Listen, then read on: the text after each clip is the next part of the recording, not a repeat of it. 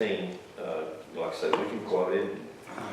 We've all heard it many times, but let me read you a couple of things here that Alan Boyd Kuhn wrote. And this is a little book he wrote called The Root of All Religion. It's a very small book, probably 30, 40 pages maybe.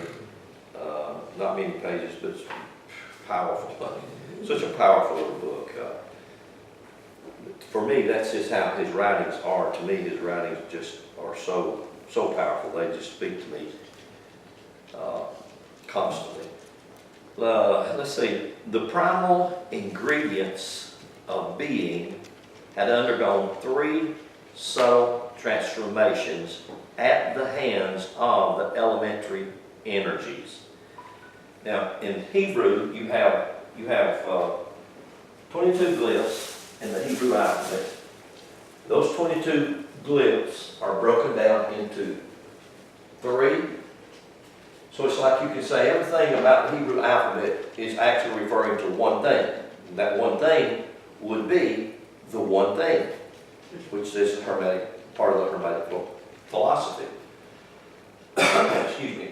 It's broken down into 3 what's called mothers. Then it's broken down into 7 what's called doubles. And the reason of the 7 doubles is this, the stigma, which are the 7 endocrine glands, which represents the human body. So it doesn't matter if you're male and female, but the 7 doubles, when a woman is full term, and she's big, you can actually see, it's not a scar, but it's the imprint in her skin. You can actually see how that the body is literally divided to right and left on the outside as well as the inside. So you can actually see that in a pregnant woman when her belly is really pushed out. You can see that line of the skin. That's a pretty phenomenal thing. So the Hebrew 7 doubles is referring to the duality that we have, male and female, positive and negative, those energies. And then you have the 12, what they call elementals, are the 12 astrological wheel. So the 12 elementals are the 12 astrological wheel, cardinal cross, 7 doubles, which refers to Aries through Libra, which again builds the human body, builds the physical body. And then the 3 mothers, and the 3 mothers are divided like this. You have fire, earth, air, and water, which is the same thing as Yod, Hey, Vav, Hey, which is where we get the word Jehovah. You have fire, earth, air, and water, and then you repeat it. Fire, earth, air, and water. Then you repeat it. Fire, earth, air, and water. And you can see how everything fits. I mean, it's just it cannot be debunked. It can't. I mean, it's perfect. It's irrefutable. Period. So when you talk about the 3 mothers, it's referring to the 4 elements. You see what I'm saying? 1, 2, 3. Those 3 divisions. Y'all follow that? You understand that? So the 3 is the 1. That's Aleph, Mem, and Shin in Hebrew. Those are the glyphs that are called mothers. Then the 7 doubles, which actually they're called doubles because there's 2 ways to pronounce the word. Like for instance, the second glyph in Hebrew, you have the first glyph, which is called the Aleph, and the second glyph, which is called the Beth, B-E-T-H, or Veth, V-E-T-H. So in Hebrew, the second glyph can be a B or a V. And it's used that way. It's used that way, back and forth. A B or a V, as in Victor, or a B as in Beth. So same thing, same glyph. And it's called a double because it has, see, that's just exactly like I can say you're male and female. But you're one.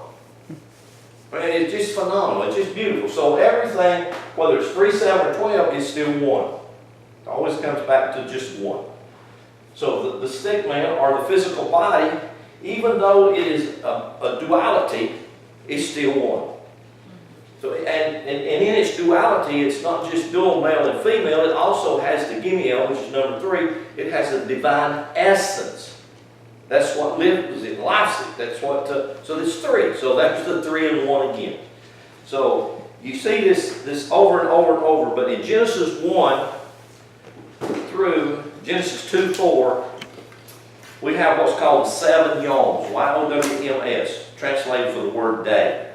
I call them 7 energies and 7 facets of life. These 7 facets of life are the ingredients for all of the life that exists here on the earth. So when I'm reading this Mountain Boy Coon, I want you to try to put that in your mind and think with that a little bit. So he says the primal ingredients of being had undergone 3 subtle transformations at the hands of the elementary energy before they arrived at the state of atomic structure to which we ascribe the name matter. It was at each stage equally matter, but organically differentiated by degrees of subtle or ethereality. That's with the ether, ethereality. The 4th impulse of force brought it to cognizable form in atomic constitutions as the mineral elements. The 5th wave lifted it to the level of the vegetable kingdom, expressing rudimentary sense. The 6th wave, see, I could actually call these days. Waves, days, facets of energy. It's moving on different levels, creates different things. So you can understand that. So what's the difference between an animal and a human? Very, very little. The animal vibrates up to the 6th level, the 6th wave. The human comes in at the 7th, makes the human distinct and the crowning glory. We have voice. So you got to hear this. So he says, so the 5th wave lifted it to the level of the vegetable kingdom, expressing rudimentary senses, and the 6th wave carried it forward to freer expressions of animal bodies. Here, the mobile energies locked in matter had expanded their force and had to wait then for the consummation of that cycle of a 7-note gamut of forces by the introduction from above of the 7th tone. That generated by the cosmic mental emanation.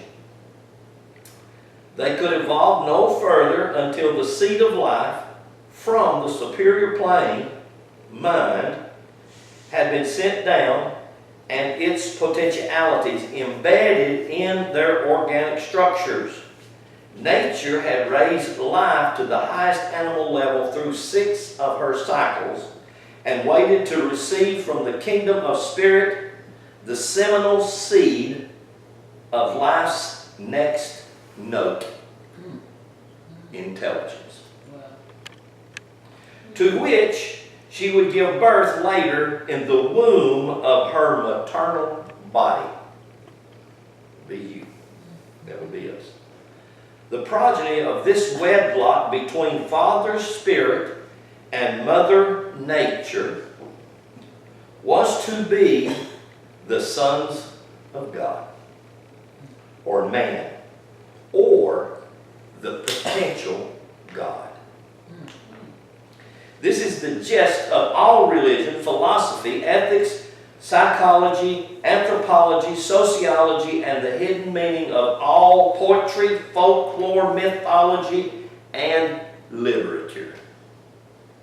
Wow. 6 waves had pushed up from below, forming the natural man or the first Adam. whom Paul described as a living soul, the man of earth, earthy. That's 1 Corinthians 15. Y'all are familiar with that. The seventh wave was a descent of force from above. As Jesus told his disciples, this was the Lord from heaven, or the second Adam, whom Paul differentiated as the quickening spirit. This was the spiritual man, or the God in the man. Hence, this seventh principle was the Messiah, heralded in the sacred books of not only the Jews, but all other nations.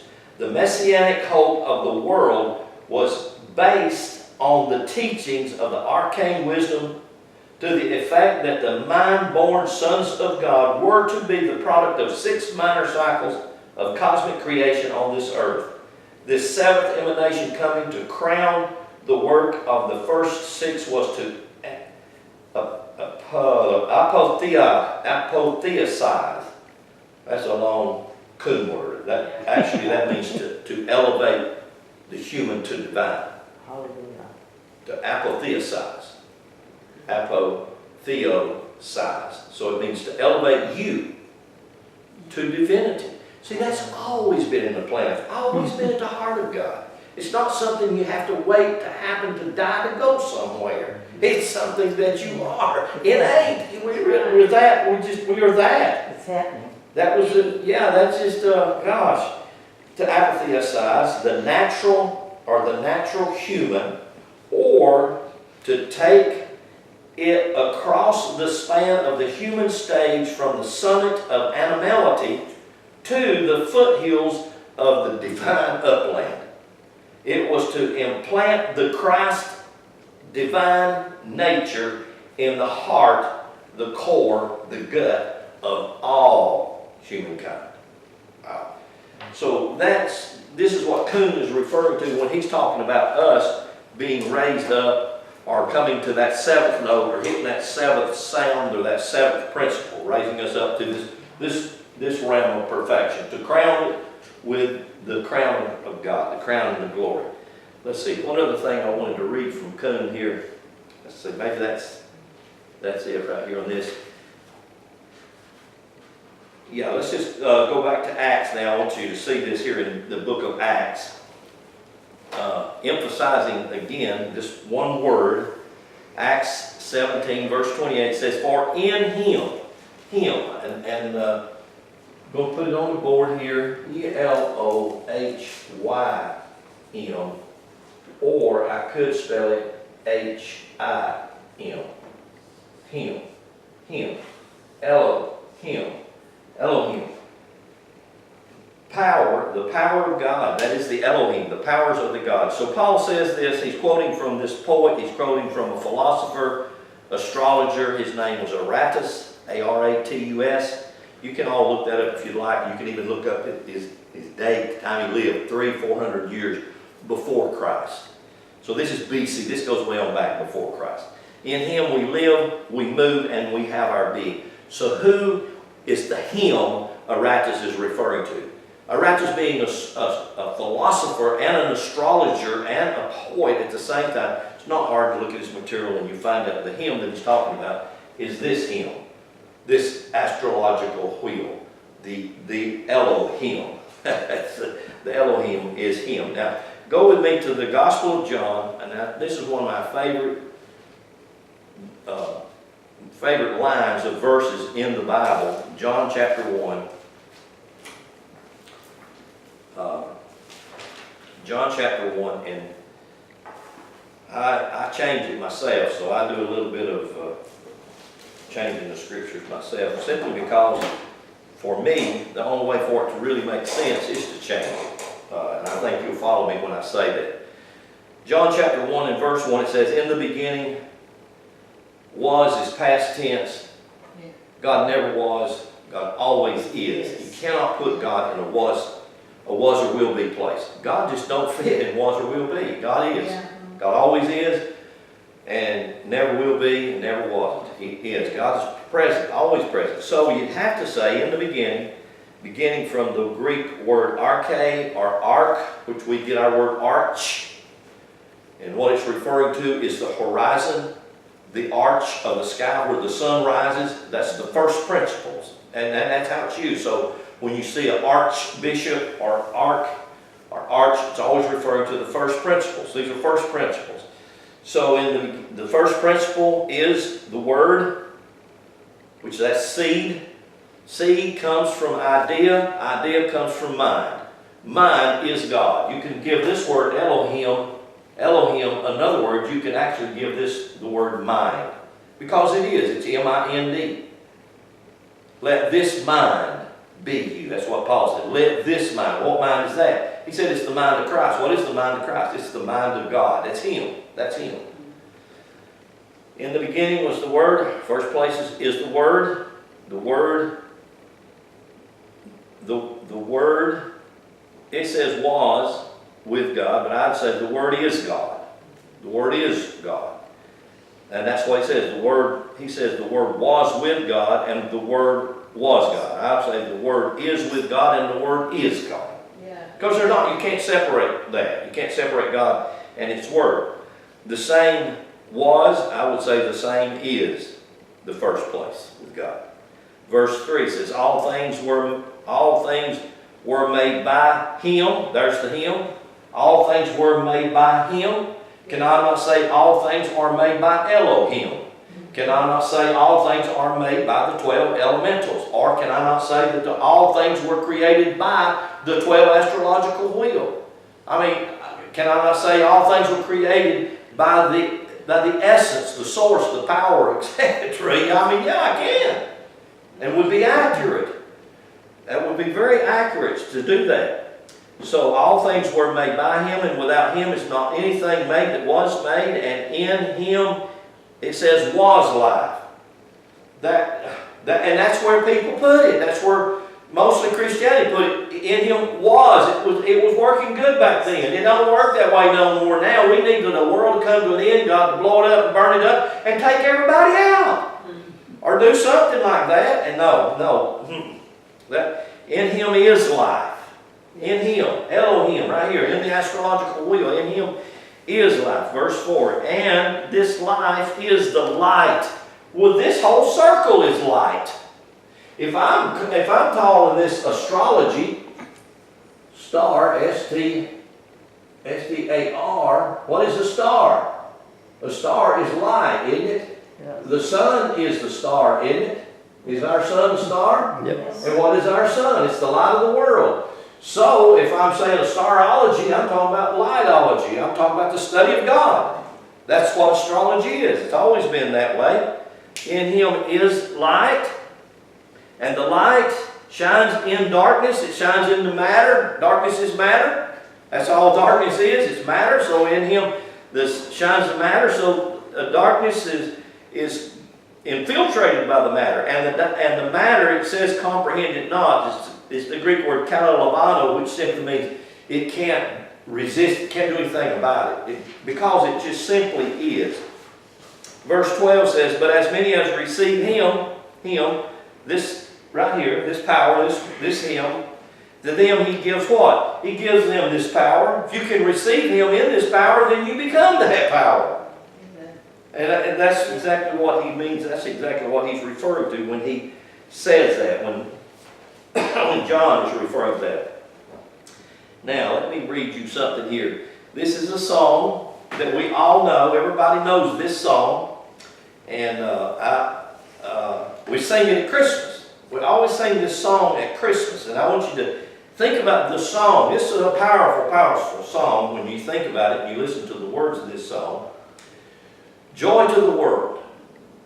The Lord is come. Here's the word. Let earth receive their king, her king. Let earth receive her king. Let every heart prepare him room. Listen to this song, you got it right. Let every heart prepare him room, and let heaven and nature sing. I mean, that's exactly kind of what we've been talking about this whole weekend, right? It's right there in that song, and we sing it all the time. But many times we didn't get it. So here's what Kuhn says about it. He says the import of the first two lines we have already delineated. He discussed it earlier. The significance of the truth in the third line is of such weight and scope that it may well hold in its meaning the future fate, F-A-T-E, of Christianity.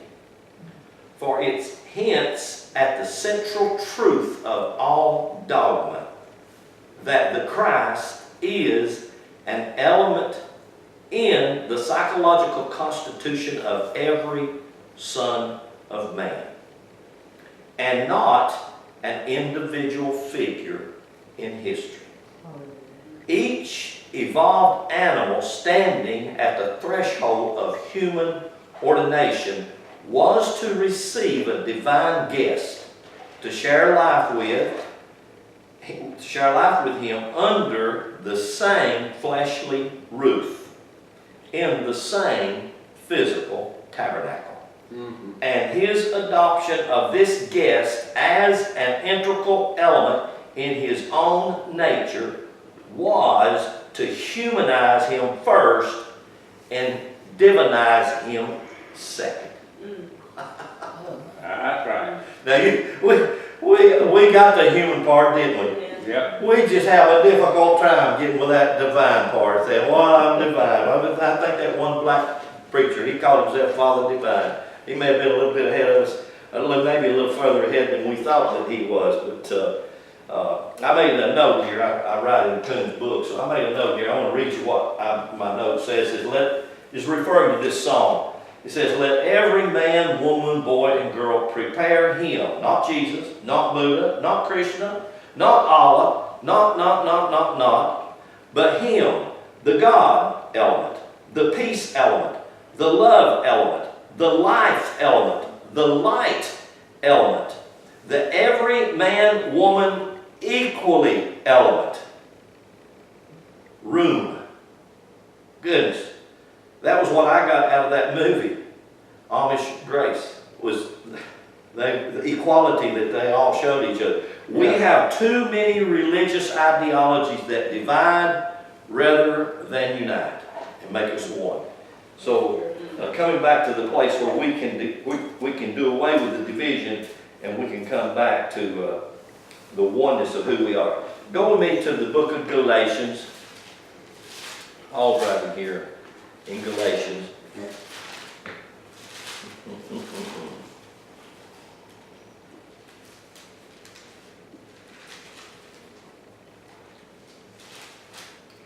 Galatians chapter 1.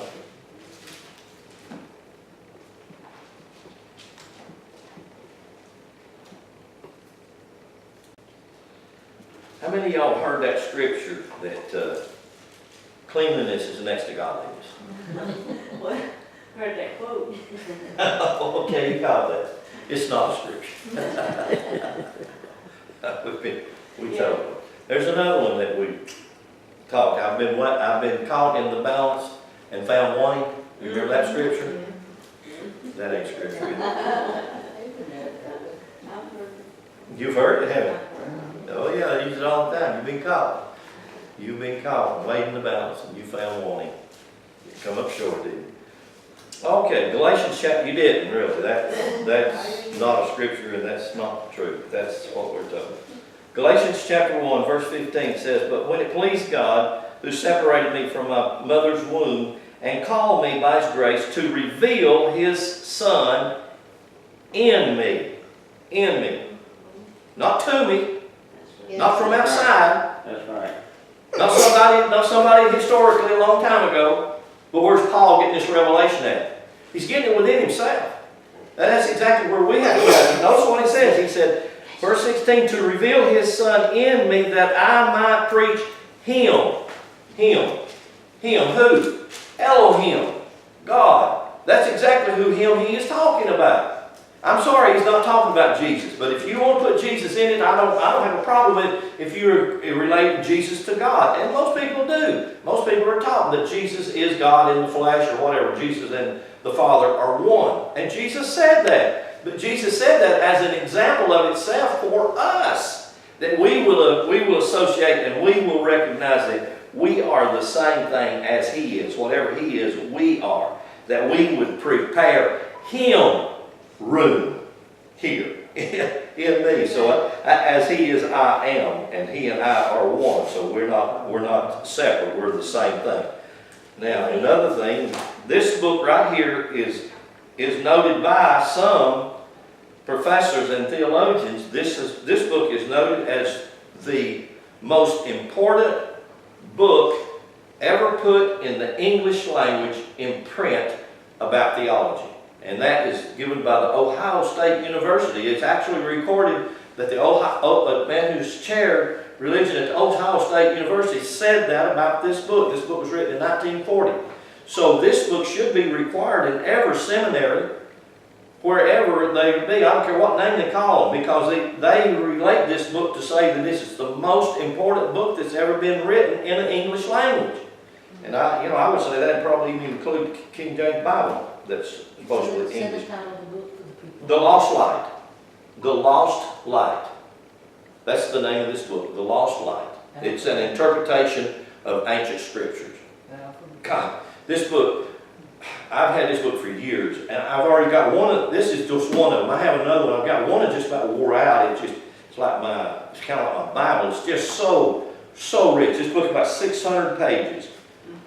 600 pages. But anyway, Alvin Boyd Kuhn, Professor Alvin Boyd Kuhn, The Lost Light. And I promise you, it's not a sit down Sunday afternoon read. This book, you've got to think. I've read you some of Kuhn's work. You have to sit and think, because Kuhn was, number one, he was a linguist. He taught language. That was what he did. He taught language. I was told that he was fluent in 7 languages. So that's why he has such a grasp of language. But he uses words that I have to get to the dictionary and look up the words, because I don't have a clue half of the words he's way above my head in the words that he used. But this is, I'm reading from Alvin Boyd Kuhn, The Lost Light, and let me read you some things that he said right here. A further...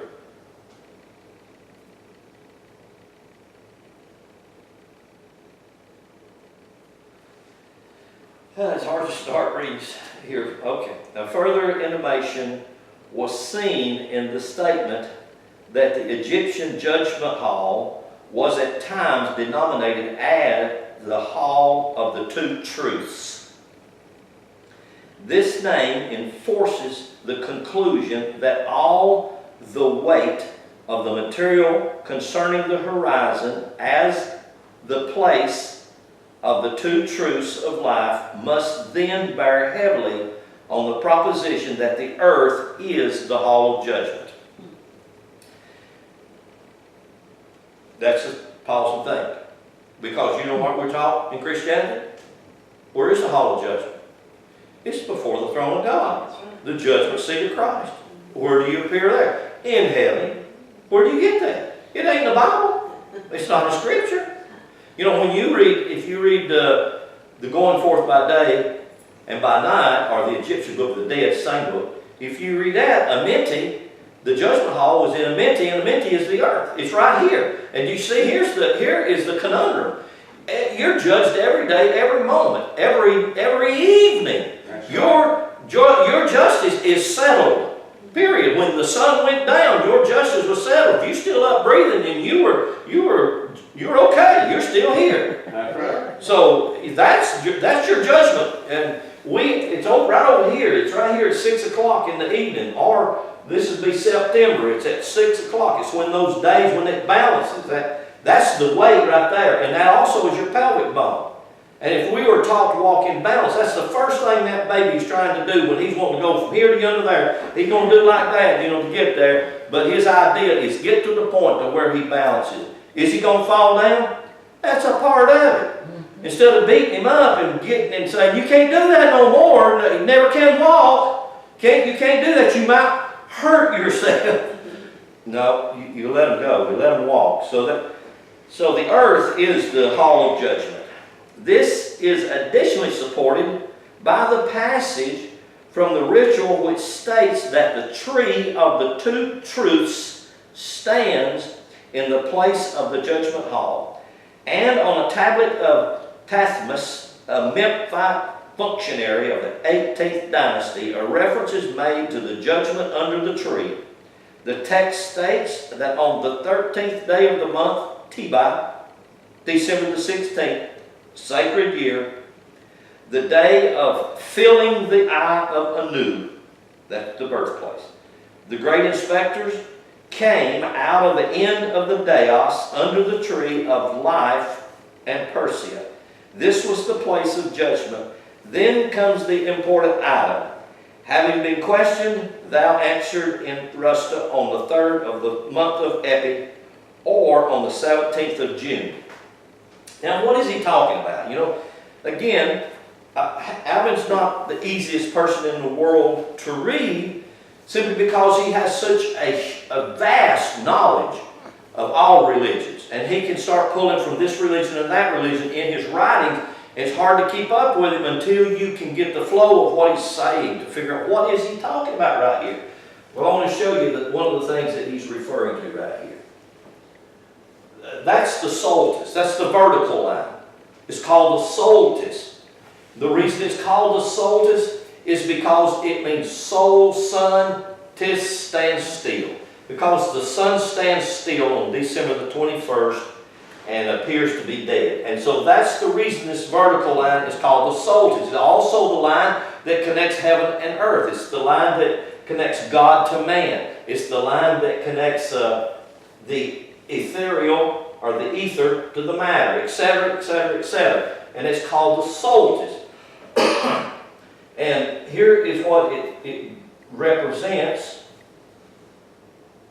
or here is what it looks like. From December the 21st, count 3.5 days to the 25th, it begins to stand up. Now these are sexual terms, but they're not meant to be vulgar. But it's hard to talk about these terms of intimacy because God is very intimate with you. And it's hard to talk about these terms of intimacies because we are afraid. I know we're afraid of whatever our problem is. So we get into sexual things, we shut down, or we get, taboo, whatever. But this is called to stand up. Why? Why would we call it to stand? It's also called resurrection. Resurrection is erection. It's the same thing. It simply means to stand up. When we talk about anastasis in the Greek, which in 1 Corinthians 15, Paul addresses it many times. And what Paul's addressing when he's talking about the resurrection, the anastasis, is he's talking about the standing up. He's talking about the waking up. He's talking about the divine in you rising up so that it takes control of the human of you. And it's hard for us to, he said, what has that got to do with a sexual connotation? Because at this point, the Christ begins to rise and stand up till he reaches his highest peak, until he reaches that place where his seed is ejected and it produces life. So when Kuhn begins to talk about all of these things, here's what he's talking about. He said, I've been weighed in the balance. Well, what's the balance? The balance was right over here. That's the other side. This is the going down. That's the other side of the wheel. This is June the 21st. This is December the 21st. This is September the 21st. And this is March. This is why the last meeting we talked about these dates, why that they're so important in Jewish mythology. You go back and you study the Hebrew mythologies of the 7 feasts, the 7 holy days. This is exactly what you're going to come up with, is this right here. So, let me read one other thing here by Kuhn, and then I'm going to kind of bring this around and close. The horizon line between the 2 cherubim, this is this one right here. The horizon line between the 2 cherubim in the place of the great balance. I like how he said the great balance. We would call it judgment. And sad to say, they have taken this sign and basically, in courts, they've given it this type of a deal right here. The scales, it's sort of like they gave these scales and you weigh your gold in this, you know. And so that's what they, instead of it being the pelvic bone and realizing that it's not that, it's balance. The horizon line between the two cherubim in the place of the great balance, the two Horus formed or line gods are the two pillars of justice, and the judgment is the long series of decisions which the man himself renders as he journeys across. At the completion of his journey over the intervening terrain, the man hears Thoth pronounce to the gods, "Hear you this judgment. The heart of Osiris has in truth been weighed, and his soul hath stood as witness for him, and it hath been found true by trial in the great balance." That's where that whole concept and idea comes from. And then in closing, let me get you to look with me in a passage of Scripture in Job, chapter 31. Job chapter 31. And I want to give you a really, really popular item right here.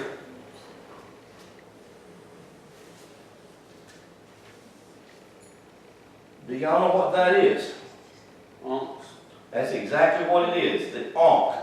This is the Egyptian Ankh. Do you know what the Ankh was the symbol of? The Ankh was the symbol of life without time. That's what the Ankh symbolizes. The Ankh and its symbol of life without time is no different than the symbol of the Elohim, or the astrological wheel. They are exactly the same. The only difference is they have moved the astrological wheel up to balance itself on the equator, on the horizontal line. So all they did was just move the up here. It is exactly the same thing. They elevated rock. All they did is raise the astrological wheel. It's also the top of the soul just made into a circle. Exactly. So that's the symbol of life without time.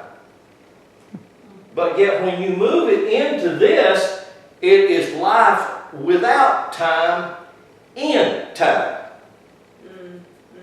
Okay. Wow. Oh, wow. That's good. If you can hear that, there ain't no dying. Yeah. Right. There ain't no dying going on here. That's exactly why Paul said, and Paul tells you this very much. He says you're just a house that God moves in and out of. Oh, wow. Your body is a temporary dwelling. Yeah. Hallelujah. Hallelujah. And if we can grasp that, we can get that. Now, and so what does this represent? What does the ark represent? It represents the balance of life. Can you live life and get out of balance? We do. Why do we do? I say we perish for the lack of knowledge. I say if we were taught from infancy right on up, it would not be anything to do with religion. It would not be anything to do with I did this or I didn't do that. It would simply be to do with at the evening, at the end of the day, have I balanced my life and I lay down me to sleep. Wow. And get up new every morning. Every day. Let me tell you. Every day. Why? Because the sun, guess what? It's going to hit this point. It's a new day. Yes, Phil. The great thing about balance and about judgment is we are the Christ that judges ourselves. There you go. Amen. That's exactly right. That's it. You are God sitting on your throne making judgments against yourself. And you know what? Because we have not been taught the truth of even how to judge myself. Yeah. There are many things that we're going to put down that was wrong. Well, what? Did you learn something valuable from it? Yes, then how could it be wrong? You see, we haven't learned to extract from that we call evil, or that we call wrong, or that we call bad. We haven't learned to extract truth from it, because truth's in everything. We didn't even know ourselves. I had no clue of this. How can we judge ourselves without even knowing ourselves? Amen, that's good, right? Hallelujah. If it don't set your feet to dancing and get you free, I don't know what will. I mean, this is the freedom that we all long for. And the whole human race longs to know this. How much love does our Father have to set it up that way? Beyond our wildest imaginations. Again, I swear that movie, Amish Grace, shows the love of God in a way I was not familiar with until I watched that movie. Non-judgmental. Well, I mean, we draw the picture of God. He said, I'll not ever leave you, and I will never forsake you. And we think that sometimes because I murdered, or I did this, I stole, I'm such a wicked sinner.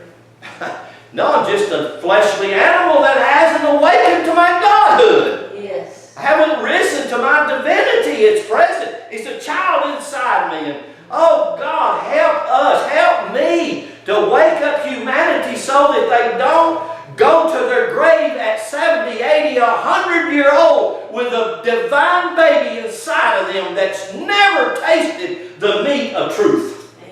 The thing about it is everybody's got to go through the same thing you and I. Yeah, it's their path. It's their path. And they'll get what they're supposed to get. And I can be a pointer. I can be one that sat there and said, okay, here's what's down that road, but if you have to go, by blessings to you, brother, sister.